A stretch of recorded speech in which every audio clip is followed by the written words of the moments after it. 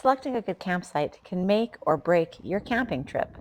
But how can you tell what a campsite really looks like by checking out their map or looking at a few picture perfect pictures online? I don't know about you, but I definitely need to drive through a campground to get a better idea of what it looks like. So, for the May long weekend of 2023, we as a family decided to camp at Jarvis Bay Campground, also known as Jarvis Bay Provincial Park. And I'm going to share with you the things that we liked, the things we didn't like, what went well, what we would change differently, all the different things that you want to know when you're going to a campground, and if someone stayed there before, you wish they had told you. As you enter Jarvis Bay Provincial Park, you'll be greeted at the registration office. It's a small structure staffed with helpful park employees that attend you through a service window. You can buy your firewood and your ice at this window. The province of Alberta is in a fire ban, and so there was no need to buy any firewood. And we brought our own ice maker, which is a trick that I've learned. If you want to see the review for my ice maker, you can see it in one of my attached videos, but we no longer have to buy ice either when we get to the campgrounds. On the left is the dump station, which I'll tell you a little bit more about that later on.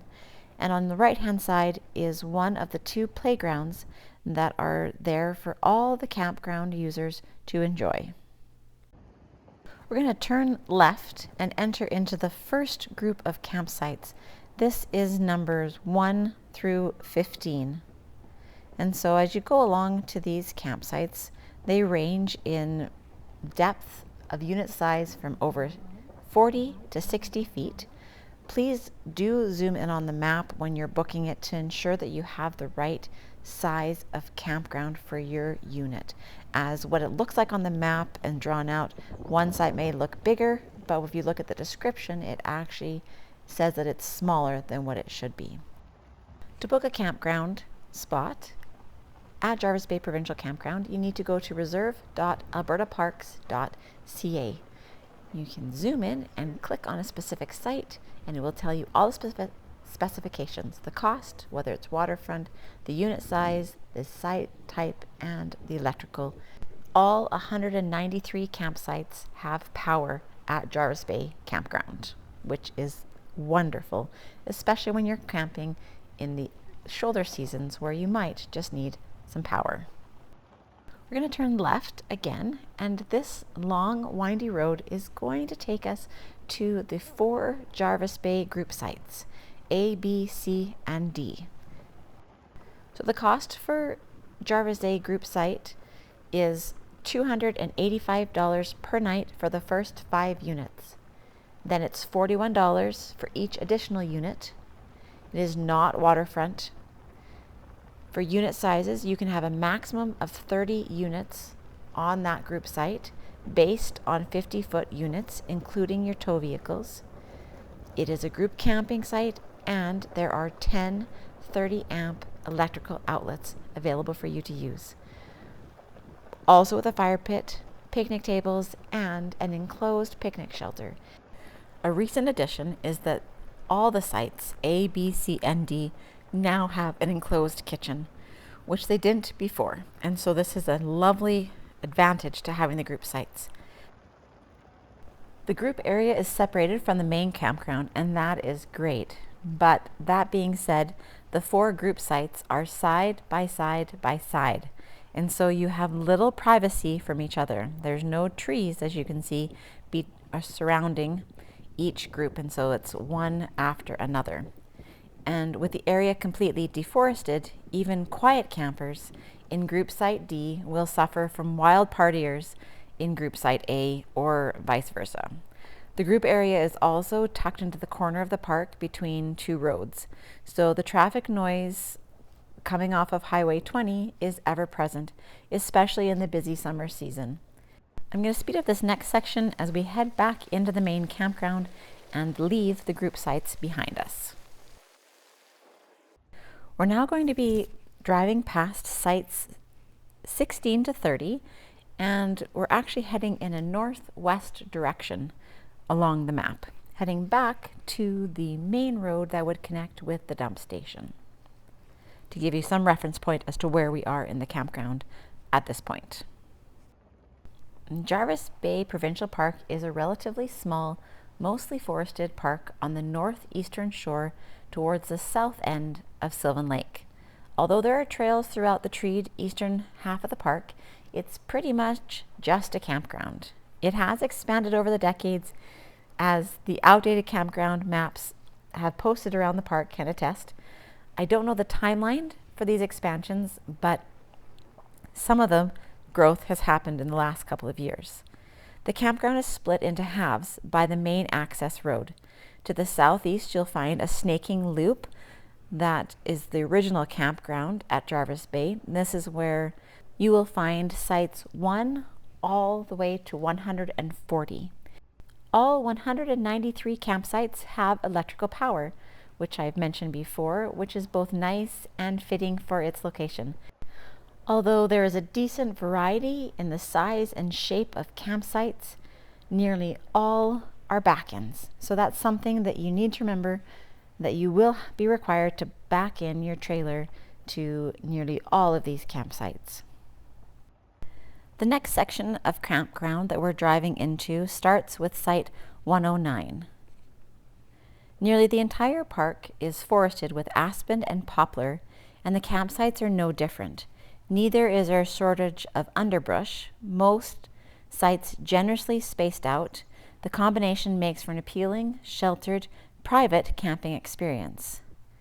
So you're probably wondering, what about potable water? Well, you're going to need to transport potable water to your site.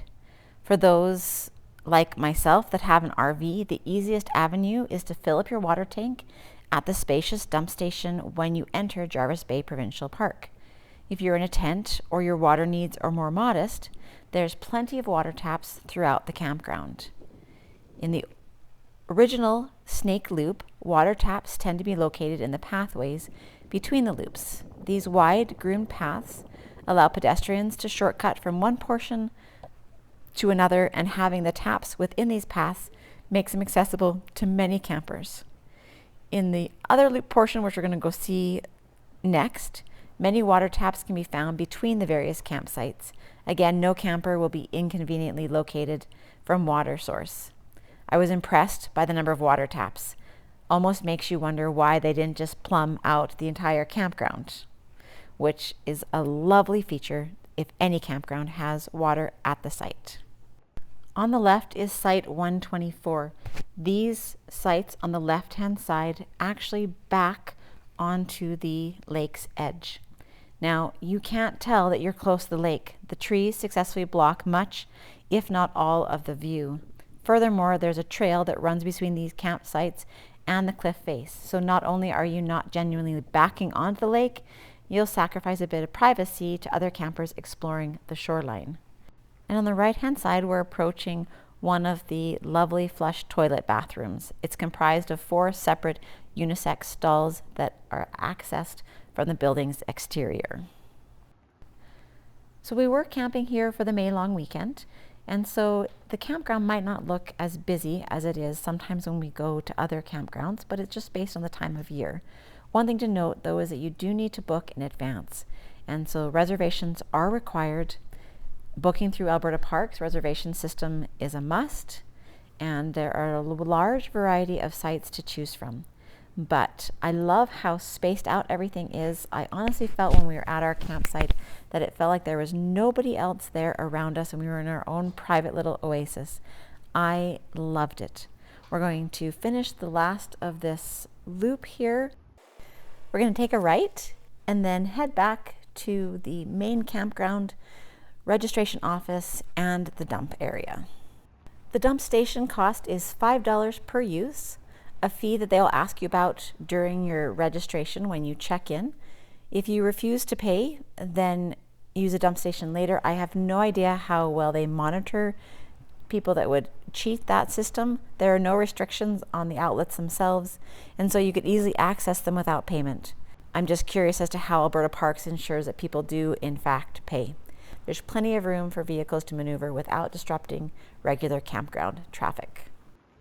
From the registration office, we've just turned right, heading into the newer section of the Jarvis Bay Campground, and on our left-hand side you're going to see the amphitheater and the shower house, which is easily accessed by the 3 wheelchair campground sites.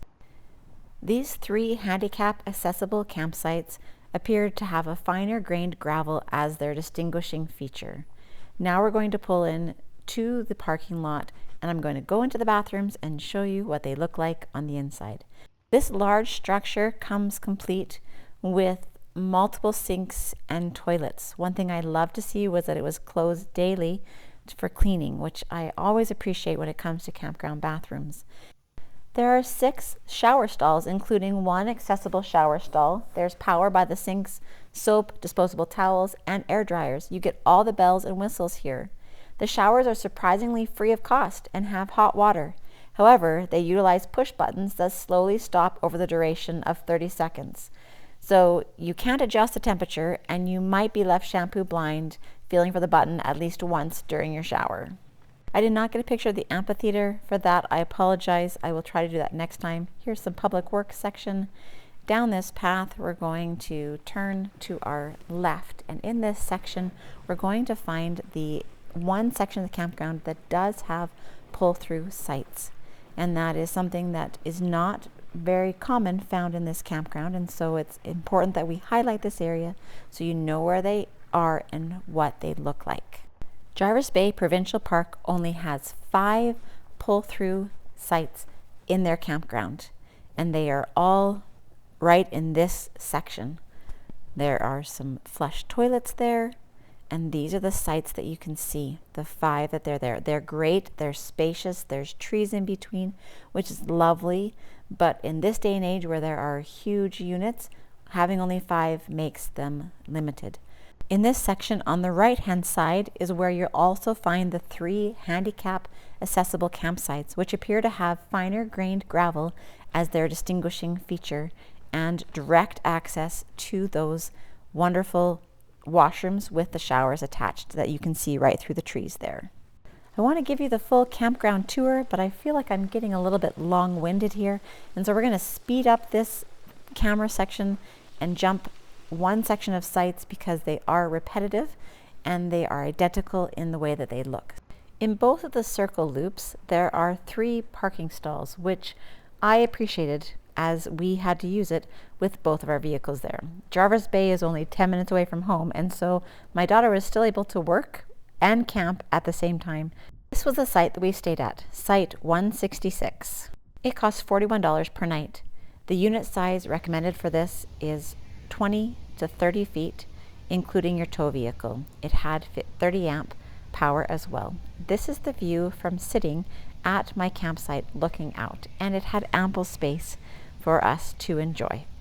We had friends and family camping in the other sites next to us, so that one, this next one, and the very last one, and so you could hear the kids playing, but it really felt like you were in your own little oasis when you were at your campsite.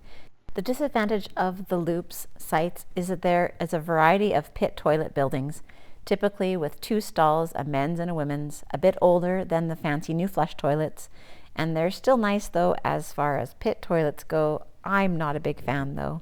Judging by the ample service staff that we saw driving around the campground, I think it's safe to say that the bathroom facilities at Jarvis Bay Campground are kept quite tidy. This is your very last loop of campgrounds to look at, Site 173 to Site 195. On your right-hand side is the second playground that is available for the kids to use at Jarvis Bay Campground, and we are going to take this loop a little bit quicker than we have in the other ones because I want to show you the other things that we did. The walking trails, going down to the lake. We always bring our bikes when we go camping, and so I want to show you some of the things we did that way as well. So stay tuned. We've got a few more things to show you, and here we come to the very end of the campground tour. There's trails all throughout the trees here at Jarvis Bay Campground, but this is the one that runs along the side of the lake. At this turn right here, there was where the kids were having a great time playing. Now, I was not brave enough to make this trip down, as it's a straight drop, but you can see on the horizon that is the lake. It is not crystal clear, and that's because the Alberta wildfires were very bad and the smoke had blown in for that whole weekend. Harper, just stay here. Harper can do it. She can do it? Yeah, go Harper. Yep, she did it last night. Harper, go see Keegan. Not that way. Harper, Harper. No, she's fine. She's fine. It's a path. There's not a path there. I told you there's a path. Harper's like, She's gonna push Keegan down. Harper loves Keegan and she will follow him She's like anywhere. waiting for him. Is that how we get down there, or is there another way? okay, Keegan, we're gonna go take the easier way. This way, Harper. So you'll find this descent to the lake by looking for this bridge. It's the only bridge along the lakeshore walk, and the incline is just fine. Wearing slides was not the best choice, but I am thankful that someone had attached this rope to help me with my descent, as my footing was not as good as it should have been. So like I said, this was the May long weekend of 2023, and the Alberta wildfires were really bad. The smoke had blown in, and along the horizon there, where you can just see the air and the water meet, there is somebody paddleboarding out there. I would not be paddleboarding on the lake that far out, because you could also hear the motorboats out there driving around. This is how lovely and clear Sylvan Lake is. There is sand where the town is, but along the Jarvis Bay, this little tiny outcropping is rocks. Yeah, I'm thankful for a rope. There you go, Tess. Need that? Gotta record Tessa just in case she falls. Just in case. Oh, Tessa did great. Okay, Tessa's gonna be more graceful than I am. Should be. Oh, there it is. It's like I know where it should be, but I can't. Oh yeah. There you go. I can pick it out. At the edge of the Jarvis Bay property is a fence line, and we followed that fence line down to the lake one more time. To hold on to. This was a little bit of an easier incline downwards, but I still had to hold on to the fence at a couple of points, and I definitely should have worn running shoes. So there's your little bit of a hint. Wear running shoes if you're going to do a little more exploring upon the shoreline here. Yeah, I figured that out. Hold on to trees. Yeah, so you can hold on to it as you go down.